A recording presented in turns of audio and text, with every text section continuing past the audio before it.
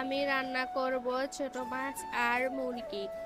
তো এখানে আমি সবকিছু রেডি করে নিয়েছি, কেটে ধুয়ে সবকিছু রেডি করে নিয়েছি। তারপরে একটা পাতিলে আলু আর পটলগুলো কেটে নিয়েছি, তারপর দিয়ে দিলাম পেঁয়াজ, মরিচ আর হলুদের গুঁড়ো, মরিচের গুঁড়ো, আর দিয়ে দিলাম আদা রসুন জিরা বাটা, দিয়ে দিলাম বেশ খানিকটা সর্ষের তেল দিয়ে এখন আমি তরকারিটা ভালোভাবে মাখিয়ে নেব। তো তরকারিটা ভালোভাবে মাখিয়ে নেওয়া হয়ে গেলে আমি এর উপর দিয়ে মাছগুলো দিয়ে দেব, ছোট মাছ। তো এই তো দেখেন আমি উপর দিয়ে মাছগুলো দিয়ে দিলাম। তো এই তো মাছগুলো আমার দেওয়া হয়ে গেছে, এখন আমি এর উপর ঝোলের জন্য পানি দিয়ে দিলাম। তো এই তো দেখেন ঝোলের জন্য পানিটাও আমার দেওয়া হয়ে গেছে, এখন আমি চুলাতে বসিয়ে দেব। লবণটা দিতে ভুলে গিয়েছিলাম, তাই লবণটাও দিয়ে দিলাম। দেখ তরকারিটাও আমার হয়ে গেছে।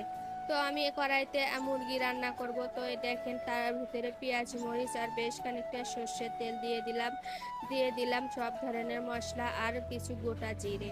তো এতে দিয়ে আমি একটু লালচে লালচে হয়ে গেলে আমি এর ভেতরে আদা রসুন জিরা বাটা দিয়ে দিলাম।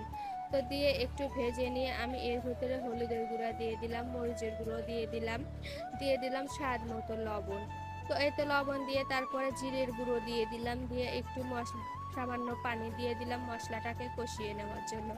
তো এই তো মশলাটাকে কষিয়ে নিয়ে আমি এর ভেতরে মুরগিগুলো দিয়ে দিলাম। এখন মুরগিগুলো আমি ভালো করে নেড়ে চেড়ে নেব।